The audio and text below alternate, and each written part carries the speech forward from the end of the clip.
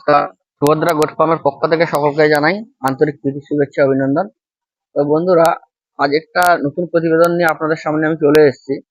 বিষয়টা হচ্ছে, আমি ইউটিউব খোলার পরে অনেক দাদাভাই আমাকে ফোন করেন, ঠিক আছে।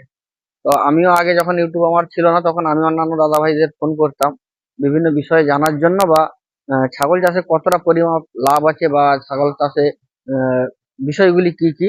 তো এই জন্য, তো সেরকম আমাকে অনেক দাদাভাই ফোন করে, তো সবার মুখে একটাই শুনি যে যে স্বপ্ন নিয়ে বা যে আশা নিয়ে ওনারা ছাগল ফার্ম শুরু করেছেন বা করবেন, তো সবার কিন্তু সাকসেস হচ্ছে না। অনেকে অনেক সমস্যার সম্মুখীন হচ্ছে এবং অনেকে অনেক বিপদের সম্মুখীন হচ্ছে।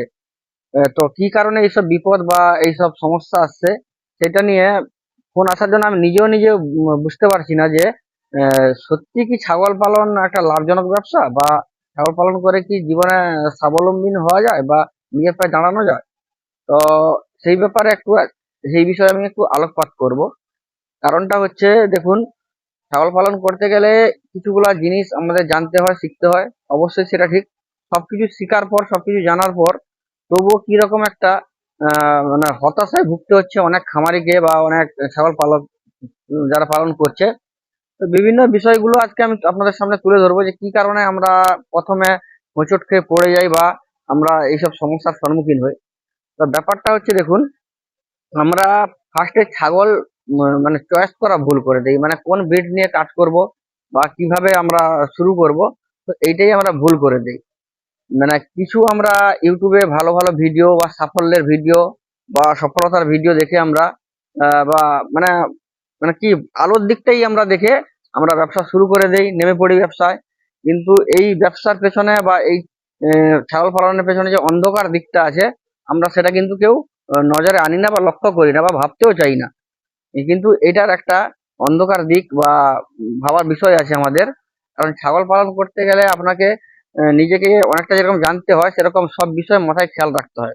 কারণ দেখুন, অনেকে আমরা ভাবছি যে এটাতে আমরা স্ট্যান্ড হব বা দাঁড়াবো বা ইনকাম করবো, এখান থেকে আমার পারিবারিক যে খরচাটা বের করব। কিন্তু আমরা হিতে বিপরীত হচ্ছে, দেখছি যে ছাগল পালন করতে গিয়ে আমরা পারিবারিক যে ইনকাম আছে, অন্য ইনকাম, ওই ইনকাম থেকে আমরা টাকা আরো খরচা করে দিচ্ছি ছাগল পালন করতে গিয়ে। তো বন্ধুরা, সব থেকে আমরা বড় ভুল করি এটা। প্রথম আমরা বেশি টাকা লাগিয়ে একটা ঘর তো করে ফেলি। হ্যাঁ, তারপরে কি করি আমরা, বিভিন্ন জায়গায় বিভিন্ন লোকের মুখে শুনেছি যে অমুক ছাগল তমুক ছাগল, বড় জাতের ছাগল, হ্যাঁ, এইসব নিয়ে আমরা ব্যবসাটা শুরু করে দিই। তো বড় ছাগল বলতে আমি বুঝাতে চাইছি যে বড় ছাগল খারাপ নয়। তো বড় ছাগল বুঝাতে চাইছি বিটল, যমুনাপাড়ি, তোতাপুরি, হরিয়ানা, কোটা, হ্যাঁ, সিরোহি, বিভিন্ন রকম যে বড় জাতের ছাগল আছে। তো আমাদের পরিবেশটা সম্পূর্ণ আলাদা।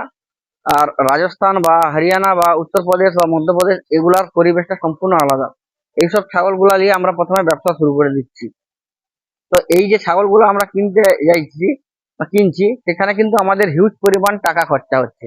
আমরা একটা যেটা ব্ল্যাক বেঙ্গল 5 থেকে 7 হাজার টাকায় পেয়ে যাচ্ছি, কিন্তু ওই সব বড় জাতের ছাগল কিন্তু আমরা এত কম টাকায় পাচ্ছি না, অনেক টাকায় আমাদের কিনতে হচ্ছে। তো এই জন্য আমাদের কিন্তু একটা অনেক টাকা খরচা পড়ে যাচ্ছে।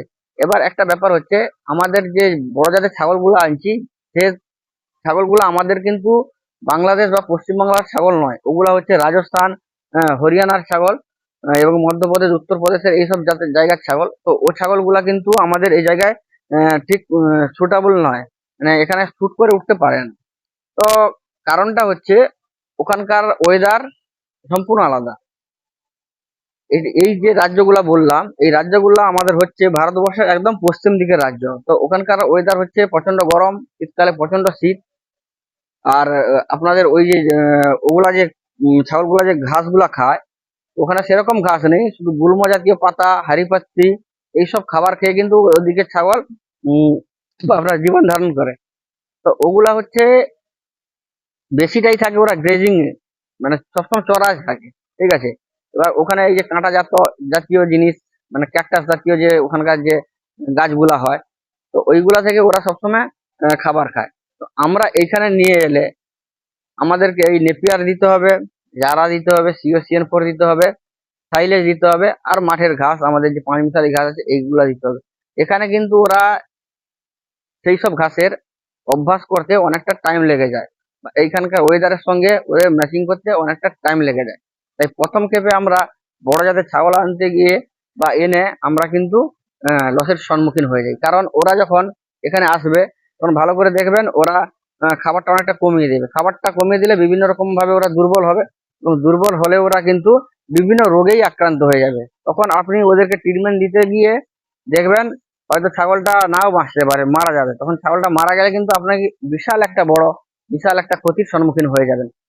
তো বলবো আমি যাদেরকে, যারা নতুন ফার্ম করতে চান বা প্রথম প্রথম শুরু করতে চান বা অল্প আছে, তো ওনারা প্রথমে আমাদের, যেহেতু পশ্চিমবাংলার ওয়েদারে দেশি ছাগলই আমাদের ঠিক মানানসই হয়, তো প্রথমে কম টাকায় দেশি ছাগল দিয়ে শুরু করা লাভজনক। এবং দ্বিতীয় হচ্ছে, আমরা যে ছাগলগুলা নিয়ে আসছি, ওই যে ট্রান্সপোর্ট হচ্ছে বাইরে থেকে, যে ব্যবসায়ী দ্বারা নিয়ে আসছেন বা ট্রেডাররা নিয়ে আসছেন, তো ট্রেডারকে খারাপ বলবো না, ট্রেডার না থাকলে আমরা বড় জাতের ছাগল পাবো না। ওনারা নিয়ে আসছেন, তো ওখানে রাজস্থানের মার্কেটে ওগুলা বিক্রি হয়, রাজস্থান পাঞ্জাব ওসব জায়গা থেকে বিক্রি হয়। কিন্তু একটা কথা ভাবুন, যে সব ছাগল যে এলে সব ছাগল ওখানকার থেকে 100% ছাগল যে ভালো, একদম পিওর কোয়ালিটি বিট বা ভালো বিট, ওটা কিন্তু নয়। কারণ হচ্ছে একজন ছাগল চাষি যখন ওখানে ছাগল পালন করছে, ও তার খামারের ভালো ছাগলটা কিন্তু বিক্রি করবে না। তা আমার ক্ষেত্রেও সেই, আপনার ক্ষেত্রেও সেই, ভালো ছাগলটা বিক্রি করবে না। তার মধ্যে যেইটা দেখছে যে এইটা ততটা বেশি ভালো নয়, সেই ছাগলটাই বেশি ওরা বিক্রি করে। তা বলে 100% ছাগল খারাপ তা নয়, 20% ছাগল ভালো থাকে এবং 80% ছাগল খারাপই থাকে। আমরা বুঝতে পারি না, আমরা দেখছি ভালো জাতের বড় জাতের ছাগল আমরা নিয়ে নিচ্ছি। কারণ দেখুন, 20% যে সেই যে ছাগলটা ভালো থাকে, সেটা কিন্তু চেনারও চোখ দরকার। কারণ আমরা যারা ছাগল পালন করি, সবাই কিন্তু ছাগল চিনে উঠতে এখনো পারিনি ঠিক। মানে জহরুইরা যেরকম জহর চিনে, এরকম চোখ দরকার ভালো ছাগল চেনার জন্য। তো এই 20% ছাগলের মধ্যে যদি আপনি পেয়ে যান ভালো দু একটা বিট, তাহলে কিন্তু খুব ভালো। কিন্তু ওই 80% খারাপ ছাগলই আমরা পেয়ে যাই বেশি। তখন এসে আমার খামারে বিভিন্ন রকম বিপত্তি হয়, বিভিন্ন রকম সমস্যা হয়। কার দেখবেন পিপিআর হয়ে আছে, কার হয়তো মানে লিক ফিভার হয়ে আছে, কে হয়তো দেখবেন অনেকবার গর্ভপাত হয়েছে, কে হিটে আসছে না, বিভিন্ন রকম সমস্যায় আমাদের পড়তে হয় এত দামি ছাগল নিয়ে। তো আমরা বলবো লোকালি আমাদের গ্রামীণ ছাগল নিয়ে ছাগল পালন করুন। কারণ ব্ল্যাক বেঙ্গল হচ্ছে আমাদের দেশের, আমাদের রাজ্যের এবং আমাদের প্রতিবেশী দেশ বাংলাদেশের অমূল্য সম্পদ। কারণ বেঙ্গলের মতো এত টেস্টি মাংস আমার মনে হয় অন্য কোনো ছাগলে নেই। তবে আরেকটা দিক আছে, ছাগল তো আমরা বড় ছাগল নিয়ে চলে এলাম, ঠিক আছে, বড় ছাগল নিয়ে এসে তো বাচ্চা প্রোডাকশন হলো, বাচ্চা হলো, সবই ঠিক আছে। কিন্তু ওগুলা মার্কেটে বিক্রি করতে গেলে বিভিন্ন রকম সমস্যায় আমাদের সম্মুখীন হতে হয়। কারণ বড় ছাগল কোনো ব্যাপারই হঠাৎ নিতে চায় না, কোনো ওকেশন পারপাস ছাড়া। কিন্তু আমাদের দেশি ছাগল, কম টাকার ছাগল, হ্যাঁ, ব্যবসায় নিতে চায়, এবং লোকালে গ্রামে যারা খাসি টাসি কাটে ওরাও নিতে চায়। আর বড় ছাগলের মাংসের টেস্ট ততটা বেশি ভালো নয়। তার জন্য কিন্তু আমাদের ব্যবসায়ীরা ওটা বেশি পছন্দ করে না। যে খরিদ্দাররা খাসি মাংস নেন, তো উনারা ওই মাংসটা খাওয়ার পর ঠিক পছন্দ করেন না। মানে আমি যেটা মার্কেট থেকে বা গ্রাম থেকে ইয়ে পাচ্ছি, মতামত পাচ্ছি, তা সেই বিষয়ে তার জন্য বলছি আমি। তো ব্ল্যাক বেঙ্গল ছাগলের মাংস কিন্তু খুব টেস্টি, তো মানুষ ওটাও খেতে চায় বেশি। তো অবশ্যই আপনারা যে বড় ছাগল চাষ করবেন না এটা ঠিক নয়, বড় ছাগল করবেন। তো প্রথমত আপনারা ব্ল্যাক বেঙ্গল দিয়ে শুরু করুন। তো আমি ভাবছিলাম যে ব্ল্যাক বেঙ্গলকে আমি কমিয়ে দিয়ে বিদেশি ছাগল নিয়ে আস্তে আস্তে বাড়াবো, কিন্তু পরে আমি বর্তমান সিদ্ধান্ত নিয়েছি ব্ল্যাক বেঙ্গলের উপরে আমি বেশি ফোকাস করব। তো বিদেশি ছাগল রাখবো, তো খুব অল্প পরিমাণে।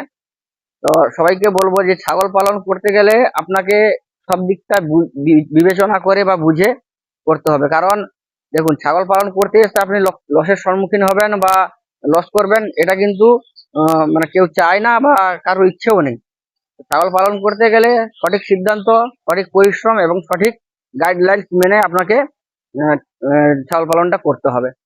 তো সবাইকে বলবো যে আপনারা ধীর গতিতে যান, কিন্তু সঠিক পদ্ধতিতে যান এবং সঠিক সিস্টেমে যান। তো সুভদ্রা গোট ফার্মের পক্ষ থেকে সকলকে আন্তরিক প্রীতি শুভেচ্ছা অভিনন্দন। বন্ধুরা, ভিডিওটা যদি ভালো লাগে লাইক করবেন, কমেন্ট করবেন এবং সাবস্ক্রাইব করবেন, পাশে থাকবেন। ধন্যবাদ।